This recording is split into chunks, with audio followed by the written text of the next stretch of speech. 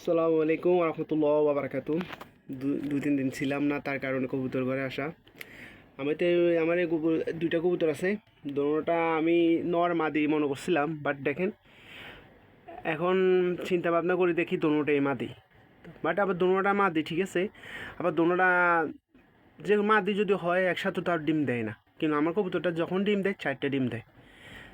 আমার নিজের ঘরের কবুতর এগুলা। ফার্স্টটা ডিম দিছিল আগের মাসে 4টা বাচ্চা, 4টা আছে এই মাসে দিচ্ছে। এই মাসে অলরেডি দেখেন, অলরেডি 2টা না থেকে 3টা ডিম ফাটছে। দেখেন দুষ্টামি করে না, দেখছেন অলরেডি 3টা ডিম আছে। মানে আমি ভাবতেছি যদি দুটোটা মাদি হয় তো ডিম তো আগে পিছিয়ে দেওয়ার কথা, একসাথে তো দেওয়ার কিছু না। দেখেন এটার মাদি ভাবছি, ওইটা নর ভাবছি, কিন্তু ওইটাও নর, মাদির মতো না দেখে, দেখতে মাদির মতো মনে হয়। এটারে নর ভাবছি, মাদি ভাবছি। দেখেন এটা মাদি ঠিক আছে, কিন্তু এখন দোনোটা একসাথে উমে বসে, কখনো এটা বসে কখনো ওটা বসে, রাতে একসাথে দোনোটা উমে বসে।